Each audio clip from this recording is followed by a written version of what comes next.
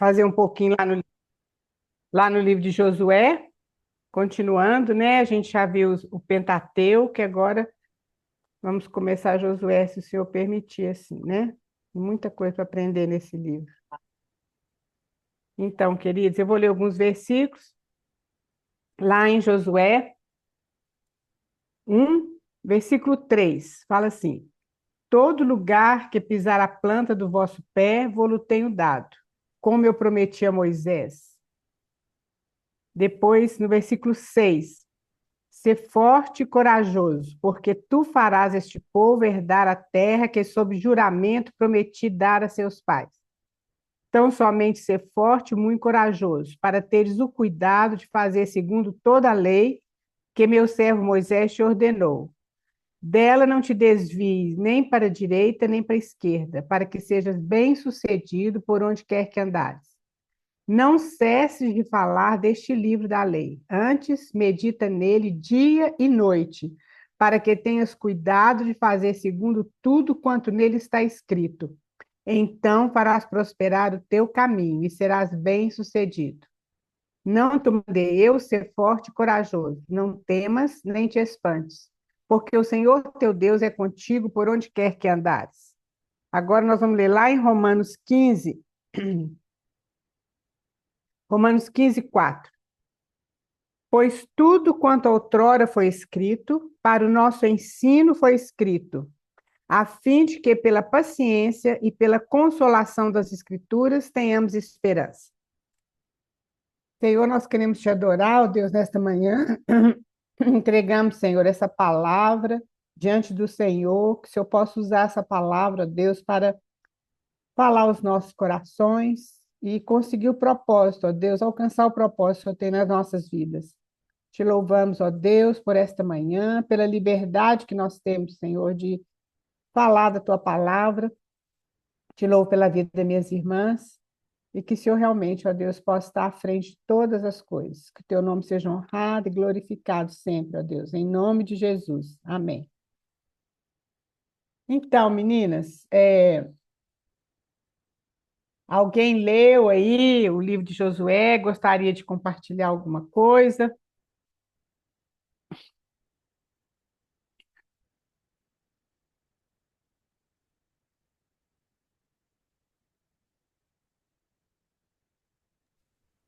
Eu vou começar então, só para dar um ânimo para as irmãs. Ótimo, isso mesmo, Adélia. Bom dia. Bom dia, irmãs. É o seguinte, o livro de Josué, ele começa exatamente onde termina o livro de Deuteronômio, né? Ali eles estão em Moabe, eles ainda não entraram na Terra Prometida, mas a parte leste do Jordão já tinha sido conquistada, né? Moisés, inclusive, já tinha dividido a terra ali por duas tribos e meia, a tribo de Rubens, a de Gade e meia tribo de Manassés. E o livro de Josué, ele começa exatamente aí. Já tinha uma parte a leste do Jordão que já estava conquistado pelo povo, mas precisava atravessar para entrar realmente na Terra Prometida. E o livro de Josué, ele resume essa conquista, né? E resume a conquista e a divisão da terra entre as tribos de Israel. E ele fala muito sobre a obediência, né? Igual a tia Raquel acabou de ler, né? Para ser fiel ao livro, o livro da lei, meditar nela de dia e de noite, para que você cumpra fielmente tudo que nele está escrito. A obediência à lei do Senhor. O povo estava entrando na terra com a promessa que foi feita aos antepassados, mas eles tinham que ser fiéis à palavra do Senhor. E, de certa forma, o livro de Josué é um livro de muitas vitórias. Eles vão chegando na terra e vão conquistando. Só que não é um período curto, é um período longo, né? Porque a gente vê que no final, o último capítulo de Josué, Josué já está com 110 anos, que quando narra a morte dele. E quando eles entraram na terra, ele ainda era jovem. Ele era o sucessor de Moisés, né? Tem registrado ali a história de Caleb, que foi um dos espiões na Terra Prometida, que que entrou, que foi espiar a terra a mando de Moisés. E Caleb fala, olha, quando eu entrei na terra para espiar, eu tinha 40 anos. Hoje eu tenho 85 anos e tenho o mesmo vigor naquela época. E eu quero a minha parte na herança, né? Que foi prometida a mim. E ele herda a terra de Hebron, a cidade de Hebron. Mais tarde, a cidade de Hebron se torna uma cidade refúgio e ele fica com os campos e os arredores de Hebron. É interessante notar que também em Josué existem fracassos do povo que estão registrados ali, como, por exemplo, a história de Acã. Acã, quando eles atravessam o Jordão e vão conquistar Jericó, o Senhor fala, olha, de Jericó eu vou dar a terra, vocês não vão fazer nada. As muralhas vão cair, vocês vão entrar na cidade, vão matar todas as pessoas da cidade, inclusive os animais. A única coisa que vai ser tirada da cidade é o ouro, a prata, as pedras, para o tesouro do Senhor. O resto vocês não podem pegar nada. E Acã pega, e com esse pecado, gente, eu fiquei impressionada com essa questão do pecado, né? O tanto que o pecado faz separação do povo e Deus. Com esse pecado de Acã, impediu que a próxima cidade que seria conquistada, que era Ai, eles foram derrotados nessa batalha. Acã, ele é levado para fora da cidade, é apedrejado. Mas não é só ele que é apedrejado, é ele, toda a sua casa e até mesmo todos os animais que pertenciam a Acã. Então, o pecado é alguma coisa muito séria que leva à morte, não tem jeito, né? Não tem como viver em pecado e servir ao Senhor. É uma coisa que realmente que fica muito registrada ali no capítulo 7 de Josué. Agora, isso foi assim, um resumo que eu já tinha lido a história de Josué, aproveitei essa semana e reli de novo todo o livro de Josué. Mas eu queria só relembrar, assim, tem um quadro que foi feito, que foi colocado dessas aulas aí de Gênesis, de Êxodo, Levítico, Números e Deuteronômios, que foram os livros que nós já estudamos, que eu achei muito interessante, né? Que tudo ali aponta para o Senhor Jesus, né? Eu só queria relembrar com as irmãs, se me permitem, que Gênesis, nós temos a ruína do homem, mas em Jesus, ali representado, nós temos a árvore da vida. Em Êxodo, nós temos a redenção, a história da redenção. Em Jesus, nós temos o quê? O Cordeiro Pascal. Em Levítico, nós temos adoração e serviço. E nós temos Jesus como nosso sumo sacerdote. Uma coisa que eu fiquei muito impressionada no livro de Levítico, que eu nunca tinha me atentado, era para a questão da bacia, que era colocada ali na entrada dos Santos, que simbolizava o lavar pelo sangue do Senhor, que nos purifica de todo o pecado, né? E eu fiquei assim encantada quando foi pontuado que a bacia ela não tinha medidas, porque o lavar do sangue do Senhor ele não tem medida. Ele é infinito. Ele é sem comprimento e sem altura. Ele é ilimitado. É para lavar todo o pecado da humanidade, o meu, o seu e de todos quantos se voltem para o Senhor. Eu fiquei muito encantada com essa questão de Levítico. E Levítico é um livro que realmente, geralmente, a gente tem muita dificuldade de ler, né? Porque ele é muito, não sei se a palavra seria certa assim, mas é como se fosse muito burocrático, né? Então ele nos assusta um pouco, mas depois que eu tive essa visão de adoração e serviço no livro de Levítico, eu fiquei impressionada. Em Números nós temos o caminhar com Deus, porque ali são 39 anos de peregrinação do povo de Deus pelo deserto, e Jesus é representado pelaquela nuvem e pelaquela coluna de fogo, né, que guia o povo pelo deserto. E em Deuteronômio nós temos a palavra de Deus e Jesus como nossa terra prometida. Então só esse resumo, né, só esse quadro que foi exposto, né, maravilhoso, é que eu gostaria de compartilhar com as irmãs. Joia, Adélia, muito bom. Foi bom que você fez um resumo aí, recordou, né? Muito bom. Graças a Deus por isso. Realmente é muito bom quando a gente estuda, né? E quando as irmãs também podem participar, é muito bom. Obrigada, Adélia, viu?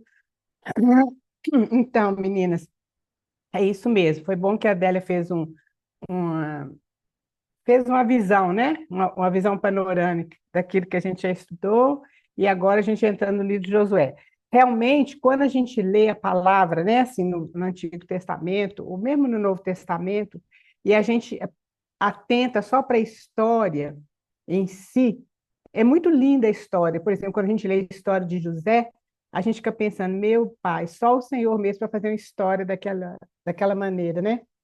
Mas a gente não pode ficar preso à história, porque aquele versículo que a gente leu lá em Romanos, tudo está escrito para o nosso ensino, para que a gente tivesse esperança, né?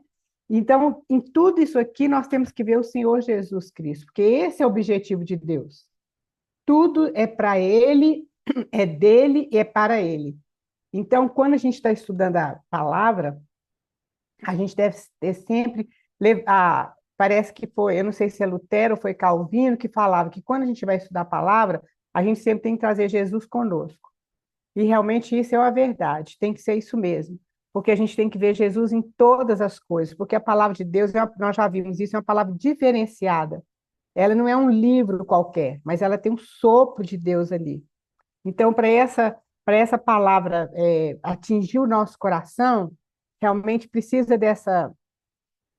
disso aí, né? Que o Senhor possa nos ajudar nisso aí. E o livro de Josué é a mesma coisa, é como a Adélia falou. O livro de Josué é a continuação do livro de Deuteronômio. Então, o livro de Josué começa, Deus fala assim: olha, Moisés é morto. Quer dizer, o tempo com Moisés passou. Desculpa, irmãs, estou com a garganta meio ruim. Mas agora vai ser um novo ciclo. Agora, tudo aquilo que foi prometido para vocês, que é a terra prometida, que manda leite e mel, agora isso vai acontecer na prática. E Josué, então, ele tinha essa responsabilidade, né? Elaine, pode colocar os slides aí para nós, por favor. Então, a gente vê, nós vamos ver aí nesse resumo, inclusive que a Adélia fez aí, nós vamos ver que nós estamos começando, fizemos o Pentateuco, e agora, então, nós vamos começar os livros históricos, que começa em Josué e termina lá em Esther. Depois, aqueles livros proféticos, são os profetas maiores, os profetas menores, que vai até o último livro do Antigo Testamento, eles estão inseridos nesses outros livros, certo? Então, historicamente, nós vamos começar a ver Josué e vai até Esther, que são os livros históricos, é a história do povo de Israel. Então, veja bem, os livros históricos, eles narram a história de Israel em relação a Deus. E nessa história, é claro que não foi escrito tudo, foi selecionado apenas os fatos são relacionados com o desenvolvimento do reino de Deus sobre a terra. Então, por exemplo, como lá em Gênesis a gente vê que não é citado o nome de todas as pessoas que nasceram de Adão e Eva e assim por diante, o Espírito Santo ele seleciona aquilo que é importante para que o propósito de Deus seja cumprido aqui na Terra. Então, muita coisa não foi contada mesmo, mas as histórias principais, elas foram contadas. Então, é através da história de Israel, a gente vê como a promessa de Deus começa com Abraão para abençoar as nações, a gente vê até o final do Apocalipse. Então, a gente vê Deus cumprindo o propósito dele, a vontade dele. Irmãs, a gente tem certeza, é claro, né? E nós não podemos duvidar nunca que o propósito de Deus vai ser cumprido. Quando a gente olha a história do mundo, como está o mundo hoje, a gente fica pensando, meu Deus, será que tem solução? Deus não soltou essa história do mundo ao léu, não. Ele tem isso aí nas mãos dele. O inimigo vai até onde Deus permitir. Depois dali ele não vai mais. Então, isso aí é a fé, é aquilo que a gente realmente crê que o Senhor vai cumprir. Pode passar, Elaine, por favor. Então, a gente vê os livros históricos, que nós já falamos, que iniciam com a morte de Moisés, como a gente viu aqui no início de Josué. que a Adélia falou, e termina 400 anos antes do nascimento de Jesus, porque o último livro do Antigo Testamento, para depois, quando Jesus veio, né, que é o Novo Testamento, de Malaquias, até começar a revelação do Novo Testamento, existem 400 anos de silêncio de Deus. 400 anos que nada foi escrito. Mas é claro que o propósito de Deus continuou se desenvolvendo na Terra. A gente viu que muitas coisas aconteceram, né? Que a língua grega ela foi praticamente uma língua universal. Isso tudo foi preparando o caminho de Jesus. Por isso que fala que na plenitude dos tempos o Senhor Jesus nasceu. Então Deus tem tudo programado. E nada frustra o propósito de Deus. A gente viu então que Roma tinha conquistado o mundo daquela época e abriu muitas estradas. Por essas estradas o evangelho pôde se espalhar. E tantas outras coisas aconteceram. Era uma época que estava uma paz relativa mundial, foi quando Jesus veio. Então, entre Malaquias e Mateus, existem 400 anos. Então, de Josué até, até Esté, que são os livros históricos, né? E esses livros eles podem ser divididos da seguinte forma: da morte de Moisés até a ascensão de Saul. Foram 355 anos, que é chamado de teocracia, que é o Senhor sendo o rei de Israel. Desde aqui da conquista da terra até no final, até quando Saul foi eleito rei de Israel, são 355 anos, Deus reinou, Deus era o rei desse povo. Aí, a segunda parte, a ascensão de Saul até a queda do reino de Judá. Nós vamos ver isso quando a gente estiver estudando reis, crônicas, a gente vai ver que o reino ele foi dividido em duas partes, reino do norte e reino do sul. O reino do norte ele foi levado cativo uns cento e tantos anos antes do reino do sul. E depois, então, o reino do sul, que era Judá e Benjamim, ele foi levado cativo para a Babilônia. Então, da ascensão de Saul, vieram vários reis, né? Que foi a monarquia, então, quando tinha os reis. Foram 510 anos. Até, então, a queda do reino de Judá. E depois, então, a nação de Israel sob domínio estrangeiro, que são aqueles livros de Eliézer, Neemias, Esther. Até, então, e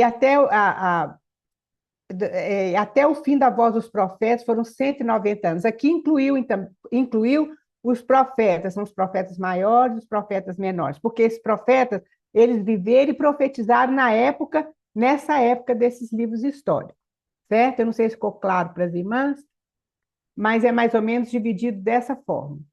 Pode passar, Elaine, por favor.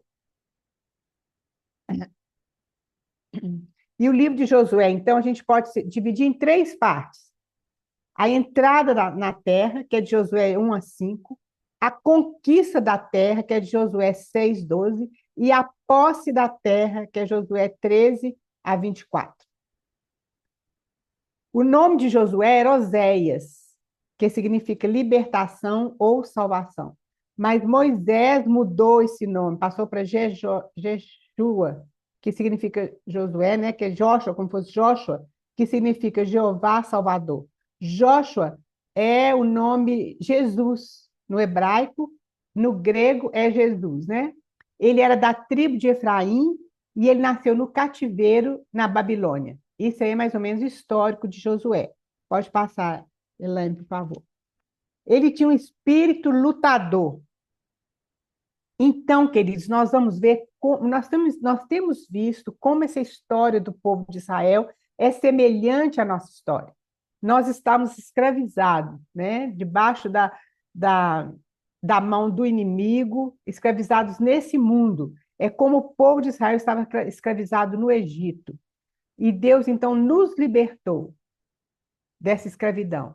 Nós saímos dessa escravidão, da nossa carne, de Adão, e passamos para servir o Senhor. Somos filhos de Deus. Foi o que aconteceu com o povo lá no Egito. Então, houve a Páscoa. A gente vê como Deus fez separação do povo egípcio e do povo israelita tanto nas pragas, quanto né, em muitas coisas. E agora, então, nós somos o povo de Deus. Então, a gente vê como é semelhante essa história. Realmente, nós temos um caminho para andar no deserto. Não precisava ser os 40 anos, eles andaram esses 40 anos pela incredulidade deles e desobediência, mas Deus, realmente, a gente tem um tempo, porque no deserto é onde Deus nos ensina várias lições. Então, nós realmente passamos para o deserto. Mas Deus não quer que a gente fique nesse deserto. Deus quer que a gente conquiste a terra de Canaã. Eu sei que a gente tem ideia de que Canaã é o céu, né? Muitos hinos falam sobre isso. Realmente, Canaã, ela é o céu em certo sentido, porque ela, para nós, ela significa a vida em plenitude com Jesus. Porque Jesus falou o seguinte, que ele veio para que nós tenhamos vida e vida em abundância. Não foi só a vida. O objetivo de Deus não é só a nossa salvação, que é uma coisa grandiosa, grandiosa demais. Mas Deus quer que a gente viva em vitória aqui nessa terra. Deus quer que a gente seja o povo que possa transmitir a, a, a salvação para o resto do mundo, que possa ser bênção para o resto do mundo. Então, para isso, nós precisamos ter uma vida abundante em Jesus. E isso, queridos, é uma guerra que a gente tem contra nós mesmos, contra a nossa carne, contra o nosso eu.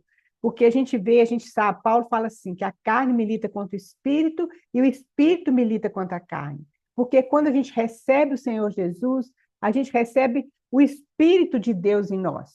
Mas a nossa carne, infelizmente, ela está viva ali, está forte. É por isso que nós temos que negar o nosso eu. Quando Jesus fala, olha, quem quiser vir após mim, negue-se a si mesmo. Toma sua cruz e siga-me. E o que é isso, queridos? Porque o nosso eu é muito forte. Nós queremos fazer a nossa vontade, nós achamos que a nossa vontade é melhor. Nós queremos satisfazer os nossos desejos. Isso tudo é o nosso eu.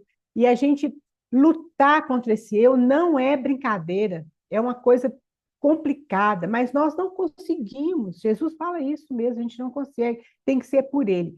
Tanto que essas batalhas, vocês vão reparar, quem lê o livro de Josué, essas batalhas que eles tiveram ali, Deus é que deu as estratégias. Eles conquistaram Jericó de uma maneira inusitada. Como você vai conquistar uma cidade super,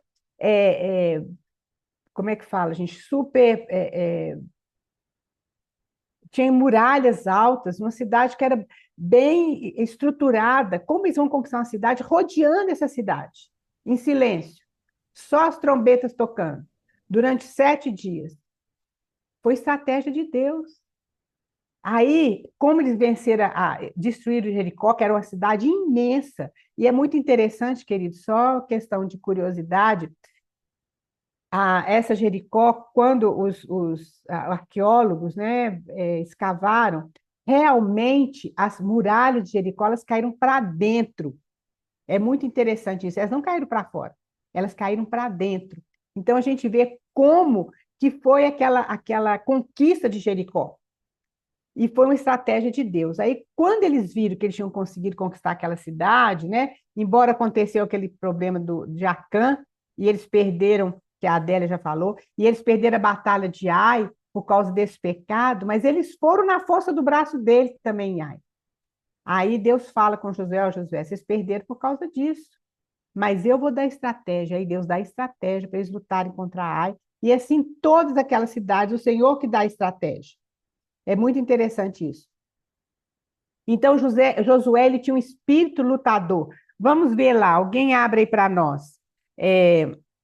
Ô, tia, Oi. é interessante a gente ver, né, nesse livro, né, enquanto eles estavam debaixo da orientação do Senhor, eles venciam.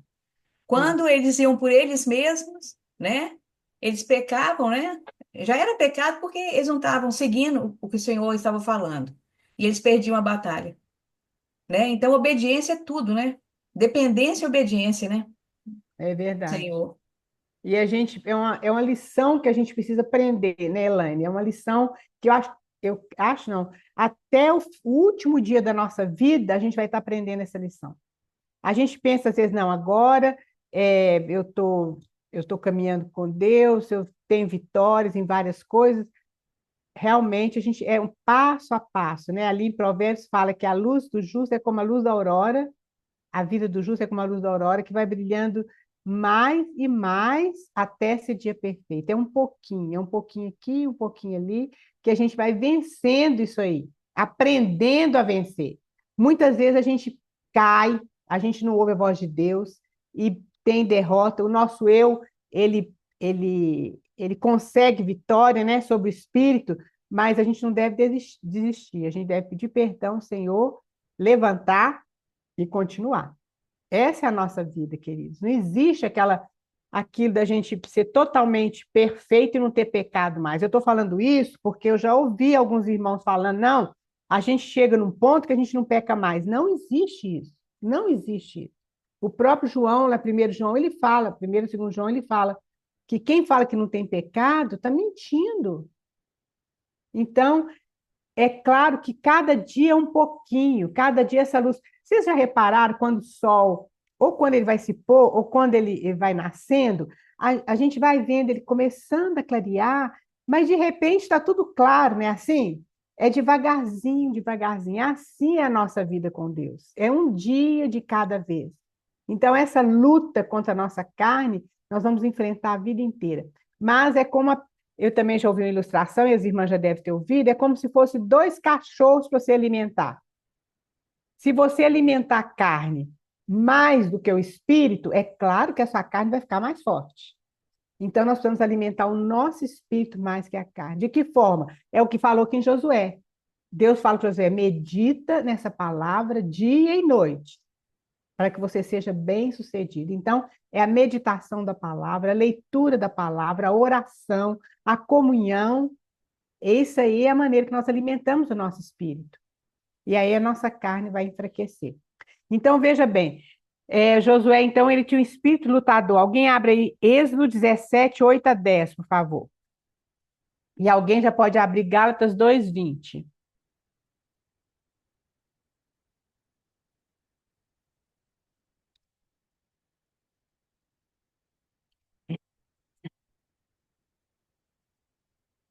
Não, meninas, acha aí, lê para nós.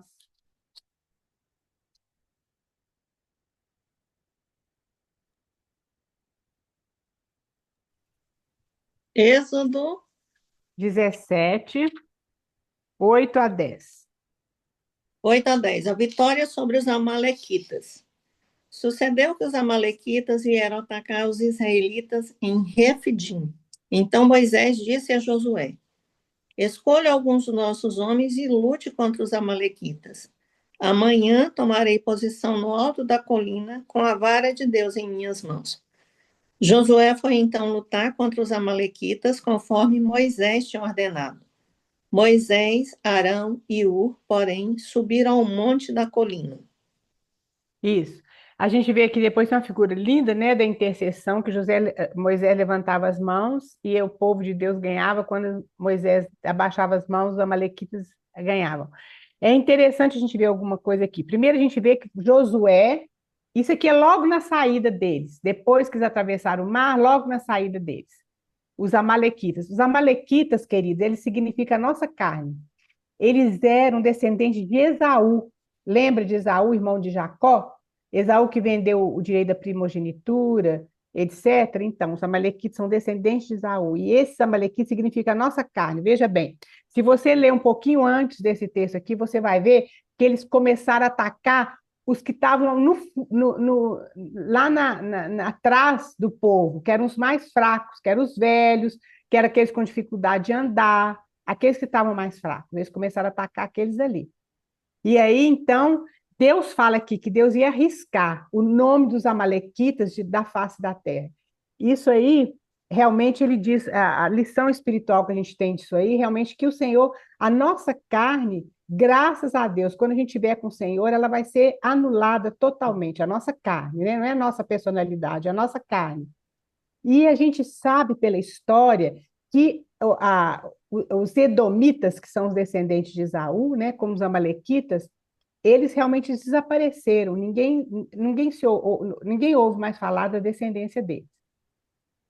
E aí, então, você vê que Josué é que foi lutar ali. Agora, alguém lê ou fala de cor, né? Gálatas 2:20, que nós sabemos de cor.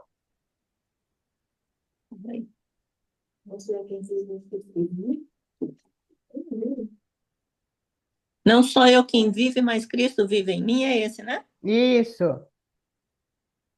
Tá bom? é isso mesmo.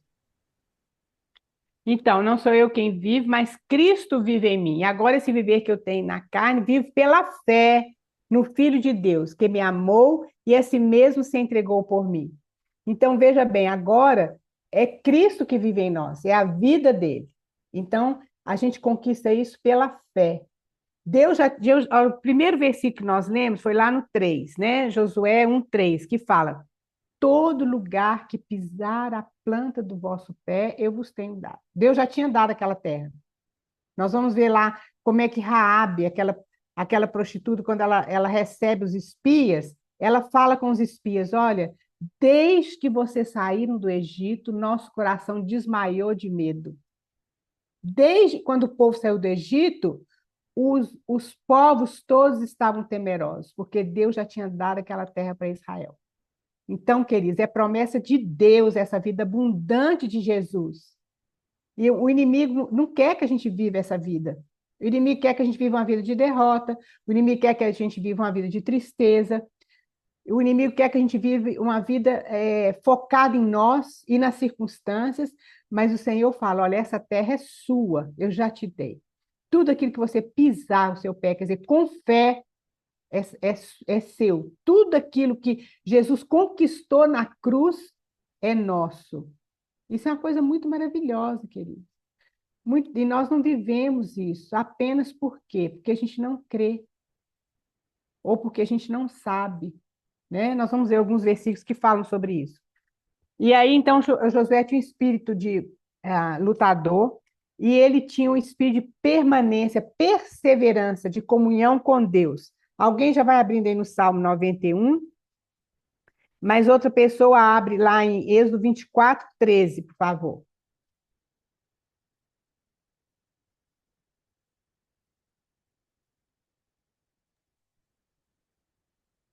Êxodo 24:1. Salmo 91. Aquele que habita no esconderijo do Altíssimo e descansa à sombra do Todo-Poderoso. Isso. É só esse pedacinho, Gélia? Tem mais. Pode ler um pouquinho mais para frente. Diz o Senhor, meu refúgio e minha fortaleza, meu Deus em quem confio. Pois ele te livra do laço que prende o passarinho e da peste mortal. Ele te cobre com suas penas, tu encontras refúgio debaixo das suas asas, sua verdade é escudo e proteção. É Não isso mesmo. temerás os Tá. temores da noite, nem a flecha lançada de dia. Tem Isso. aqui ou mais? Até aí, tá bom. E alguém lê para nós Êxodo 24:13. Levantou-se Moisés com Josué, seu servidor, e subindo Moisés ao monte de Deus. É isso? É esse mesmo. É porque depois fala aqui, quer ver? Deixa eu ver, Êxodo 24:13 e depois é o 32:17. Porque enquanto Moisés estava lá no monte, Josué estava lá também. Não perto de Moisés, estava mais para baixo do monte. Mas ele ficou 40 dias lá. Enquanto Moisés estava ali, assim, quer dizer, era um jovem. Ele ficou 40 dias ali. Então, ele tinha um espírito perseverante. Alguém lê, então, deixa eu ver se está, 32:17.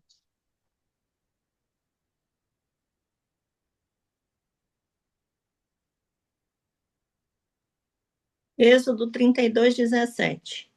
Quando Josué ouviu o barulho do povo gritando, disse a Moisés: há barulho de guerra no acampamento. Olha bem, isso aqui foi quando Deus já tinha dado as tábuas da lei para Moisés e o povo estava fazendo bezerro de ouro lá embaixo. Então a gente vê que Josué estava lá em cima com Moisés porque ele não sabia o que estava acontecendo lá embaixo com o povo. Ele achou que era guerra. Então você vê que enquanto Moisés estava lá em cima, no topo do monte, recebendo as tábuas da lei, Josué estava também, não junto com Moisés, mas um pouco mais para baixo do monte, provavelmente, né? Ele ficou aquele 40 dias ali. Ele tinha um espírito perseverante. E outra coisa, ele tinha um espírito de fé.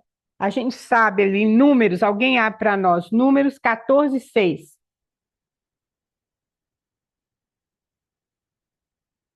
Quando eles foram espiar a terra, né? A Adélia até já falou sobre isso. Números 14:6.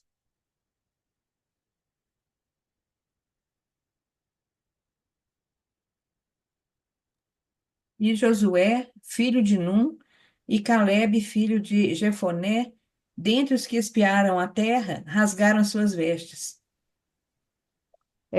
Pode continuar mais um pouquinho, Elaine, por favor. E falaram a toda congregação dos filhos de Israel, dizendo: A terra pelo meio da qual passamos a espiar é terra muitíssimo boa.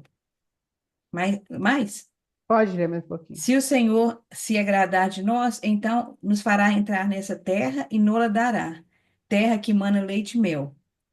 Tão somente não sejais rebeldes contra o Senhor e não temais o povo dessa terra, porquanto como pão os podemos devorar. Retirou-se deles o seu amparo. O Senhor é conosco, não os temais. Olha bem, que coisa linda.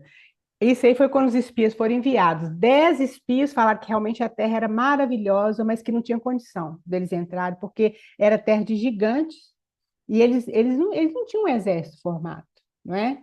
Então você vê que isso aí, muitas vezes, quando a gente vê as coisas que Deus fala, como que a gente precisa andar no caminho da fé, a gente pensar isso, eu não dou conta. Isso eu não dou conta, não, isso é muito difícil. Desculpa. Realmente é muito difícil, não é impossível. O caminhar cristão é impossível se não for com Jesus. Mas veja bem a posição de Josué e Caleb. Ele falou o seguinte: olha, se o Senhor se agradar de nós, nos fará entrar nessa terra e nos dará. Deus já tinha dado essa terra, né? Terra que mana leite e mel. Então, somente não sejais rebeldes contra o Senhor, e não temais o povo dessa terra. Veja bem, porquanto, como pão, o podemos devorar. Aqui, isso aí, a gente tem uma lição preciosa, e acho que nós até já falamos sobre isso.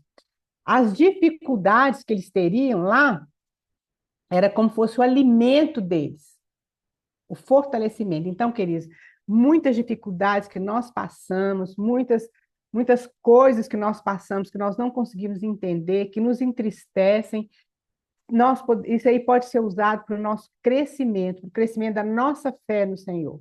O Senhor permite que a gente passe por muitas coisas. É assim, às vezes a gente não entende, não entende mesmo. Deus não prometeu, Jesus não prometeu que a gente teria uma vida de mar de rosas, né? A gente sabe disso. Mas todas as circunstâncias que nós passamos, se nós crermos que o Senhor está naquilo, que nada, nada, nada acontece conosco se o Senhor não permitir, é uma coisa assim, pela fé somente, porque a Bíblia fala que não cai um fio de cabelo se o Senhor não permitir. Satanás não toca na gente se o Senhor não permitir.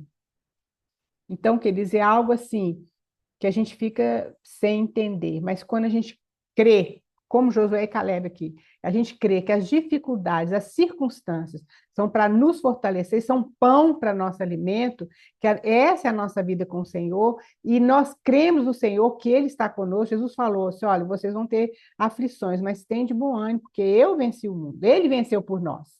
Então, Ele é a nossa vitória. Então, isso aí é a personalidade de Josué. A gente vê que ele tinha focado nisso, a vontade de Deus, ele focou desde novo, desde que ele saiu lá do Egito, ele tinha isso na mente dele, né? Pode passar aí lá. Então, ele não olhou os gigantes, nem as dificuldades, mas ele olhou para Deus.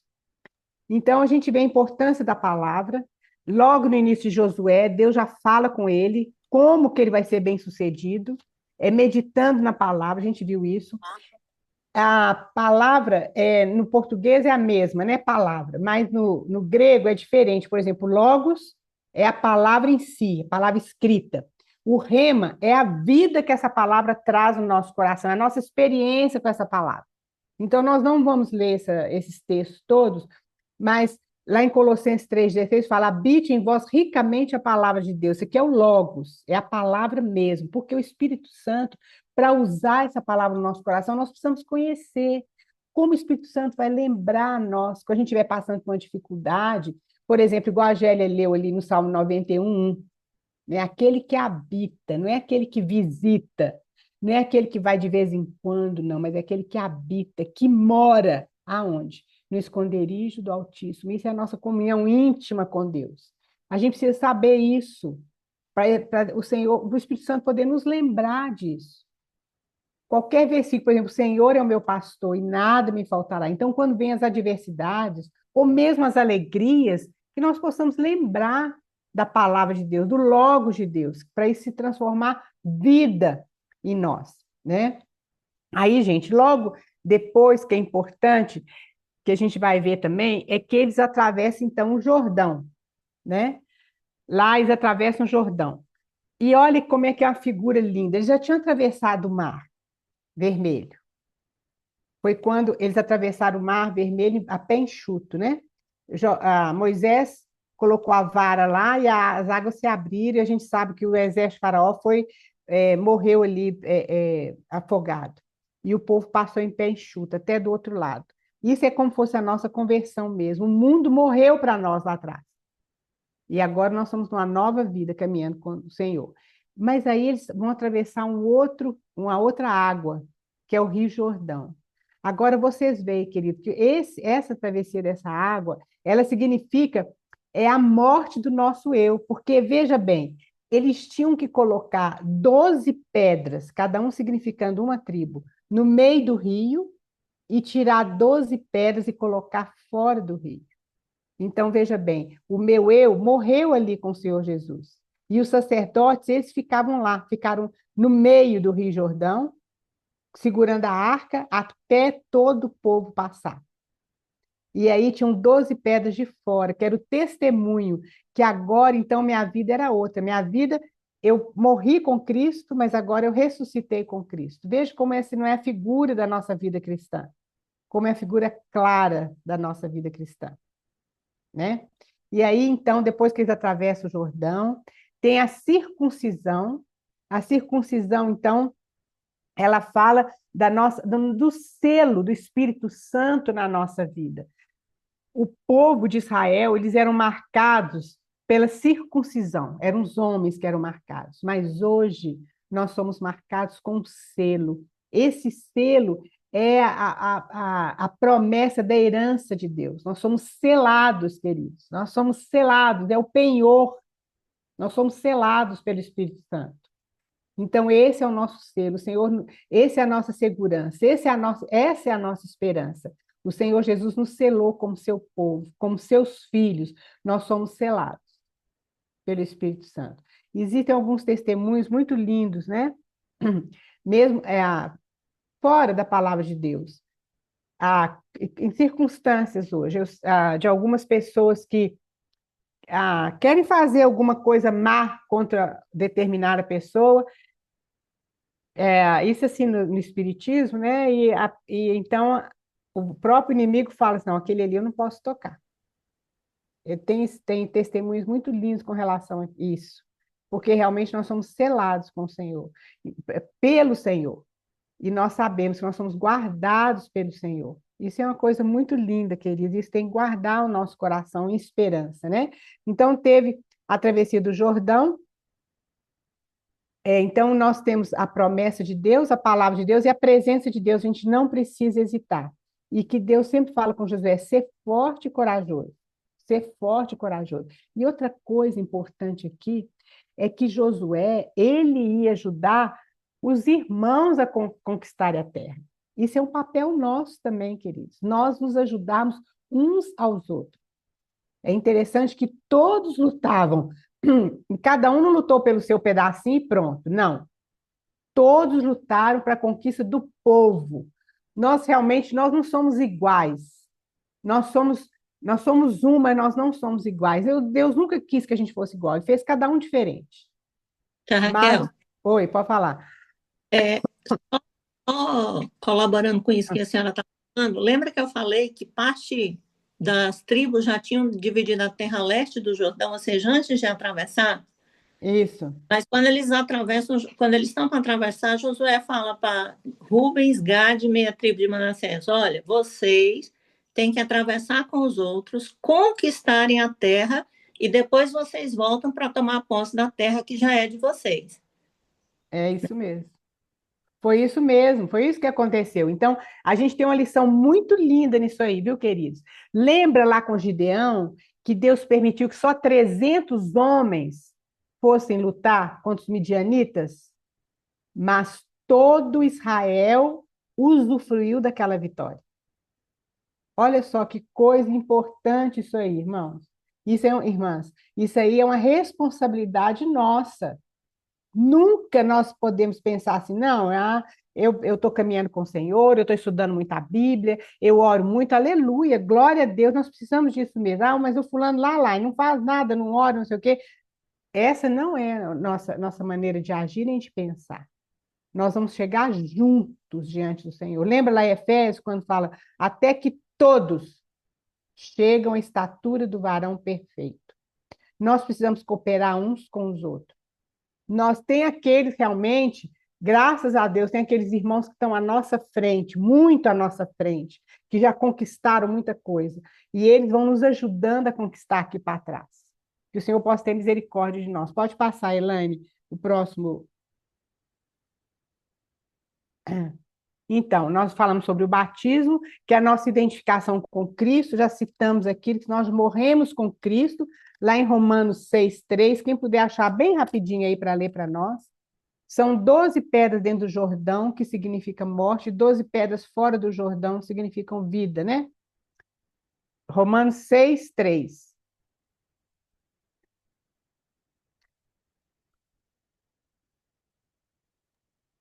Ou, porventura, ignorais que todos nós que fomos batizados em Cristo Jesus fomos batizados na sua morte? Isso, exatamente.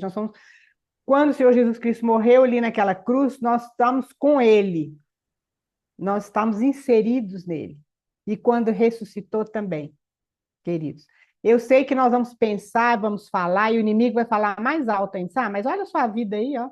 Você fala que vai fazer uma coisa, não faz, principalmente quando começa o ano, né? Vou fazer isso, fazer aquilo, né? Ler a Bíblia todos os dias.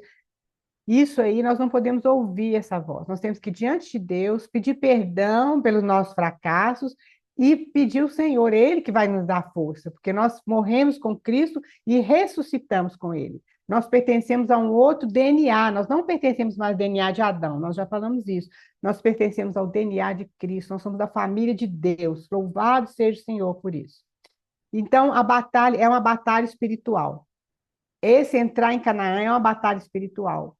É contra nosso eu mesmo, a nossa carne. Veja bem, no deserto a batalha é contra a carne também. Você lembra que eles murmuravam, não tinha pão, eles queriam voltar para o Egito, não tinha água, murmuraram demais, aquilo foi horrível. Murmurar, quer dizer, é falar com Deus, ó, Senhor, o Senhor não sabe fazer as coisas, quem sabe sou eu. Isso é murmuração. O Senhor não quer que a gente murmure. É um pecado. Vamos aprender, queridos, a gratidão em vez da murmuração. A minha sogra tinha um quadrinho lá, Elaine deve lembrar, que mudei da casa da murmuração para a casa da gratidão. Lembra disso, Elaine? Era um quadro pequenininho que ela tinha lá. Lembro. Realmente nós precisamos mudar essa casa. E quando a gente começa a louvar o Senhor e agradecer, mesmo nas dificuldades, querido, é muito difícil. Mas quando a gente aprende isso aí, é uma bênção muito grande. Então, veja bem, Canaã, então, é a batalha contra as forças espirituais do mal. O inimigo e não quer que a gente viva essa vida de paz com o Senhor Jesus, de plenitude com o Senhor Jesus. Então, vamos ver lá Tiago 4:7, bem rapidinho, Colossenses 2:15. Colossenses 2:15, Tiago 4:7. E foi aquilo que nós falamos, que todas as estratégias foram dadas por Deus. Zacarias, se não me engano, fala, não por força nem por violência, mas pelo meu espírito, diz o Senhor. Esse é o versículo de Zacarias, se não me engano. Se alguém quiser confirmar. Alguém achou aí Tiago 4:7? Tiago 4:7. Portanto, submetam-se a Deus, resistam ao diabo e ele fugirá de vós. Veja bem, toda vez que vem a tentação, primeira coisa, submeter a Deus.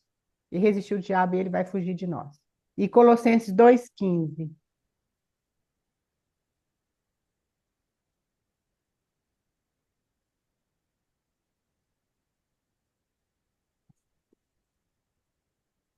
E despojando os principados e as potestades, publicamente os expôs ao desprezo, triunfando deles na cruz. Aleluia. O Senhor já derrotou. O inimigo já é o inimigo já é um inimigo derrotado, perdeu, ele já perdeu, ele sabe disso. Mas ele está querendo sempre colocar no nosso ouvido que não é essa a verdade. Ele já perdeu. Lá em Zacarias 4, ó, 4:6, né? É exatamente esse versículo. Não por força nem por poder, mas pelo meu espírito, diz o Senhor dos Exércitos. Aleluia. Porque é o espírito dele que faz essa transformação em nós. Nós precisamos descansar nele. E o Senhor vai fazer essa transformação. Que cada dia mais o eu da gente vai diminuindo e cada dia mais o Senhor, então, ele vai tomando conta, aquilo que João Batista falou, né? Pode passar, Elaine, por favor. Vamos ver se a gente consegue terminar aqui, querido. Então, eles dividiram a terra pela fé. Eles não haviam conquistado toda a terra ainda, mas eles dividiram. Depois nós vamos ver o mapa que a Elaine colocou aí para nós, a divisão, né? Cristo é a nossa herança. Cristo é essa terra prometida. Que coisa linda. A gente já pode usufruir do céu aqui na terra, querido. Não é um céu, não é o céu algum dia, mas é o céu agora, aqui na terra. A nossa paz com o Senhor, apesar das dificuldades que nós temos aqui, das doenças, das frustrações, nós podemos gozar a presença do Senhor aqui. Cristo é a nossa herança. Nós somos a herança de Deus. Já pensou? O povo de Deus, nossa, esse povinho complicado, enjoado, pecador, murmurador, nós somos a herança de Deus, aquele que é o criador de todas as coisas, que domina esse universo. Nós somos aquele tesouro especial dele. Ele falou isso, nós somos o tesouro dele. Como a gente pode entender uma coisa dessa? Mas Cristo também é a nossa herança. O que nós queremos chegar no céu e encontrar o quê? As ruas de ouro ou os nossos queridos? Não, nós queremos ver o Senhor Jesus. Ele é a nossa herança. É a primeira coisa que nós queremos ver. Então, cada um de nós tem uma parte, mas possuímos a terra juntos. Veja bem, o que foi dado a cada um é para o bem de todos e para a glória de Deus. Nós já falamos isso, a unidade ocorre na diversidade. E depois eu falar, estamos vivendo uma vida abundante, aquele versículo que nós já citamos, né? Eu vim para que tenham vida e vida em abundância. E estamos compartilhando nossa porção com os irmãos, então veja bem, uma tribo, se não me engano, Zebulon, a herança deles ficou perto do mar. Então eles tinham peixe, tinham as embarcações, né? Outro ficou com a herança deles, caiu onde tinha ferro, onde tinha metal. Agora, se o Zebulon ficasse só ali, não compartilhasse com os irmãos aquilo que Deus tinha dado para ele ia ficar comendo só peixe. Ele não ia ficar comendo a carne e outras coisas que é a tribo de Ruben, de Gad. Vocês estão entendendo isso que eu estou falando? Olha bem, Deus deu uma porção para cada um, porque as coisas de Deus são grandiosas. Ninguém consegue ter tudo de Deus, mas cada um de nós tem uma porção, mesmo que seja uma porção pequenininha. A sua porção é orar pelas pessoas? Ore. A sua porção é dar um sorriso, um abraço? Faça isso. A sua porção de misericórdia, Paulo fala isso. Tenha misericórdia. A sua porção de ofertar? Faça isso. Cada um tem uma porçãozinha que Deus nos deu, então nós devemos dividir isso com nossos irmãos. Isso é muito importante, né? Então, aí fala da nossa, dessa porção, e a terra é toda nossa, de todos nós, mas cada um tem uma porção. Então, isso é muito lindo, é uma lição para nós hoje. Pode passar, Elaine, por favor. Então, o livro de Josué corresponde ao livro de Efésios. Por quê? Efésios fala das regiões celestiais. No livro de Efésios, quando vocês leem o livro de Efésios, no primeiro capítulo, tem um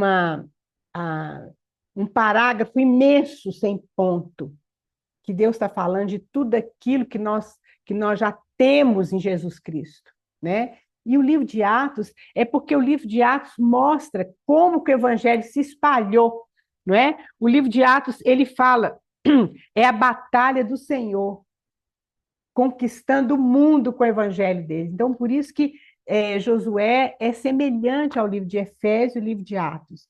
E aí, o evangelho vence e conquista, né? Agora, uma coisa importante: a arca ia na frente. A arca ia na frente. Se não me engano, era 2 quilômetros ou 1,5 quilômetros. Porque ali Deus fala assim: olha, o caminho que vocês vão andar, vocês não conhecem. Então, o Senhor ia à frente, abrindo esse caminho. A arca sempre vai à frente, queridos. Os nossos olhos têm que estar voltados para onde a arca está indo. A arca representa o Senhor Jesus. Então, o Senhor, ele nos dá força. Ele não nos dá força, ele é a nossa força. O Senhor não nos dá vitória, ele é a nossa vitória. Ele já conquistou a vitória na cruz, de tudo. Então, queridos, vamos crer, vamos meditar nisso. Isso aí, para tomar conta da nossa vida, a gente precisa meditar todo dia, lembrar disso, até que isso entre como se fosse por osmose no nosso coração. Então, vamos ver lá esse último versículo, Colossenses 1, 26 e 27.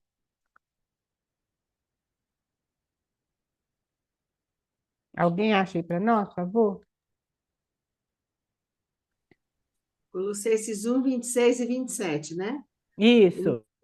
O mistério que esteve oculto durante séculos e gerações, mas que agora foi manifesto aos seus santos, a quem Deus, entre os gentios, quis dar a conhecer as riquezas da glória deste mistério, a saber, Cristo em vós, a esperança da glória. Veja bem, isso aí é a vitória, isso aí é a nossa riqueza, isso aí é a nossa herança. O quê? Cristo em nós. Cristo em nós, a esperança da glória. Oh, que coisa maravilhosa, queridos. É Cristo em nós. Isso é a nossa esperança, isso é a nossa vida. Isso é a maneira que nós devemos andar. Ah, Elaine, passa o outro. Eu acho que o outro agora é o mapa, né? Só para a gente ter uma ideia. Então, depois disso aí vai ser passado para vocês, no nosso grupo, vocês vão ver, aqui está falando sobre a conquista deles na Terra Prometida, né? Lá em Jericó, depois Ai, Gibeão, e assim por. Aí vocês vão vendo tudo assim, né? Esse vermelhinho fala da conquista deles. Aqui está falando dos povos que habitavam ali. E eu até anotei um versículo aqui, porque a gente fica, às vezes, impressionado como que Deus falava, olha, mata todo mundo, mata bicho, mata gente, mulher, criança, a gente fica pensando. Eu anotei um versículo aqui que fala da maldade dessas nações. E vamos terminar com isso aqui, a gente está um pouquinho avançada, mas tem paciência só um pouquinho. Alguém abre lá em Gênesis 15, 12 a 16, e outra pessoa abre em Deuteronômio 9, 5. Nós vamos ver por que Deus falava isso. Desde Gênesis, lá para Abraão, Deus já tinha falado sobre essas nações que habitavam nesse lugar. Gênesis 15, 12 a 16. Gênesis 15, de 12 a 16. Quando os egípcios a viram... Não, Não, esse não. não é esse não, né? Não, é 15, 16. A 15. Vendo-a, os homens da corte do faraó elogiaram diante de... Nesse não, você está no Êxodo, não está não? É Gênesis É Gênesis 12. 15, é Gênesis 15, Ah, tá. Gênesis 15. Tá, 12. Isso. Você, porém, irá em paz e seus antepassados e será sepultado em... Não, nesse não. A dela é Gênesis, capítulo 15, versículo 12. Ah, tá. Ao pôr do sol, Abraão foi tomado de sono. Alguém achou aí que eu acho que também não é esse, não. Esse sim, pode ler. Ao pôr do sol, Abraão foi tomado de sono profundo, e eis que vieram sobre ele trevas densas e apavorantes. Então o Senhor lhe disse: saiba que os seus descendentes serão estrangeiros numa terra que não lhes pertence, não lhes pertencerá, onde também serão escravizados e oprimidos por 400 anos. Mas eu castigarei a nação a quem servirão como escravos, e depois de tudo sairão com muitos bens. Até aqui? Não, pode continuar.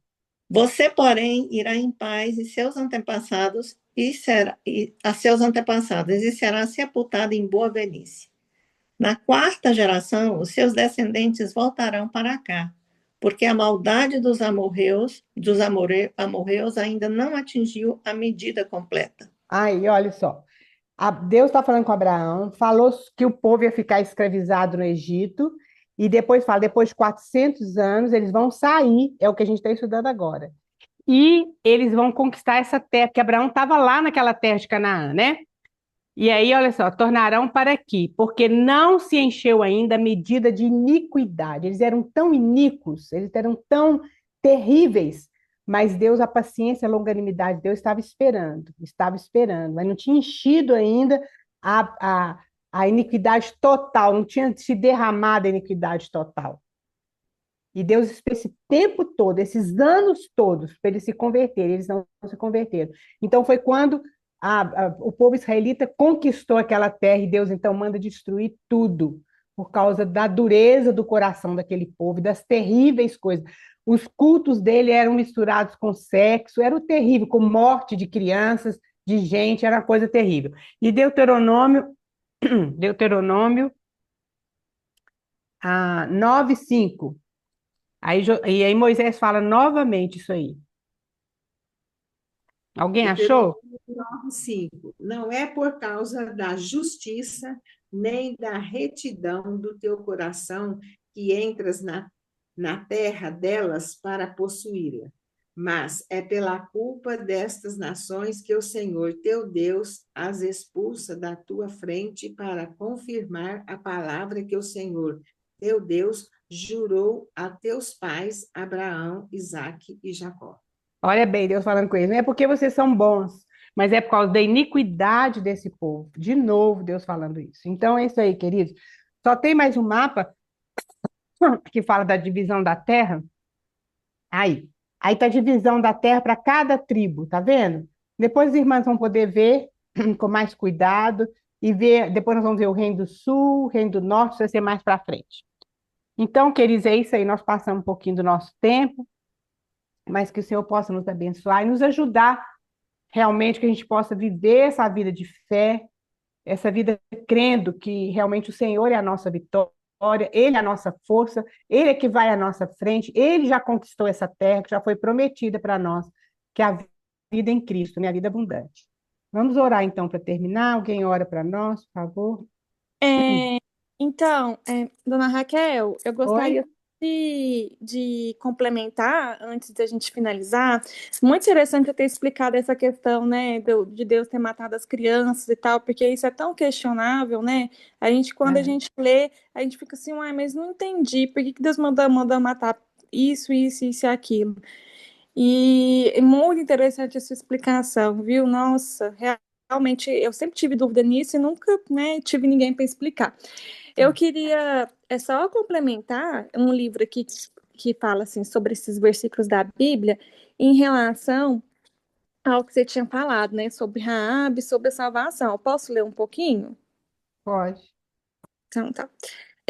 Aqui fala assim, no capítulo 6, a queda de Jericó foi um juízo divinamente determinado contra os seus habitantes, por deixarem de confessar o Deus verdadeiro, como Raabe fizera.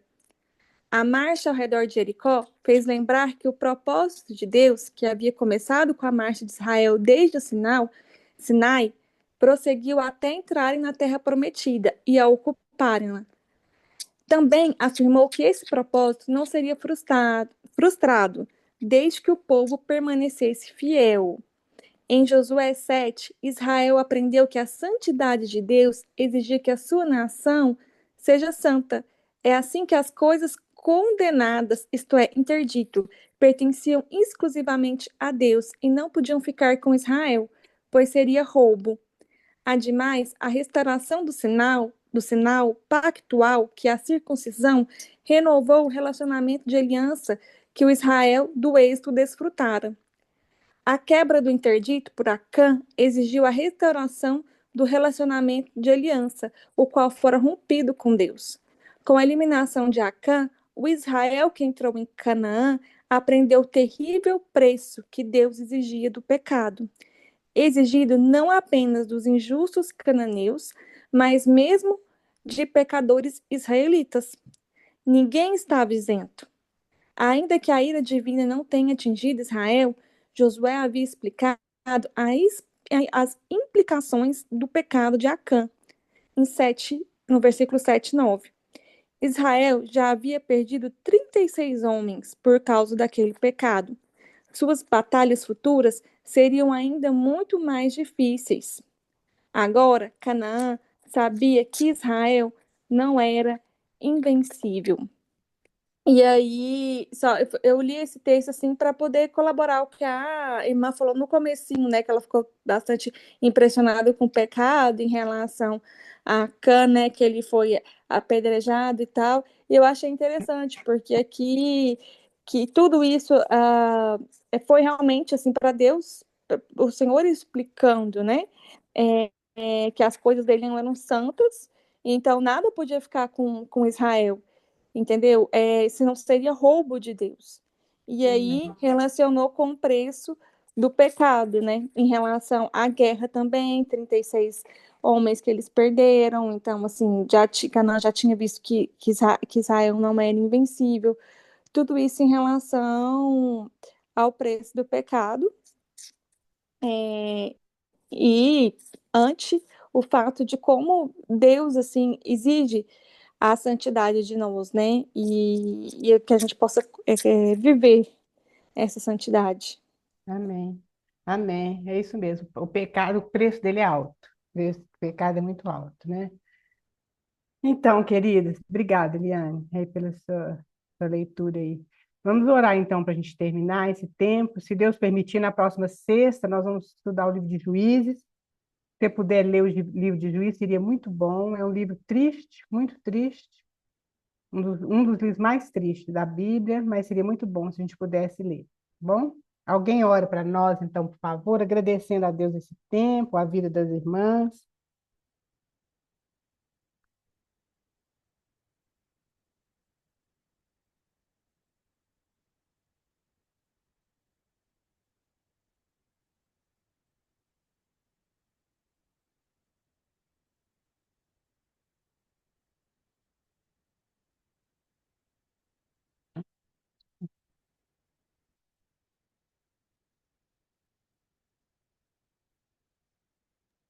Ó Senhor, obrigado, Pai, por esse tempo de estudo, por esse momento que realmente nós pudemos entender e ouvir um pouco mais a Tua palavra. Senhor, te peço que eu continue abrindo os nossos corações, Pai, para que possamos estar recebendo de Ti, Pai, que realmente nós possamos estar buscando, Senhor, aquilo que o Senhor preparou para nós, que possamos estar olhando para o Senhor Jesus Cristo, deixando realmente que Ele vá na frente, guie e abra os caminhos para nós, que não sejamos nós querendo fazer com a nossa própria força, com o nosso próprio braço, Pai, a gente não consegue, Senhor, que a gente possa ver e sentir isso, que nossa dependência é totalmente em Ti, Senhor.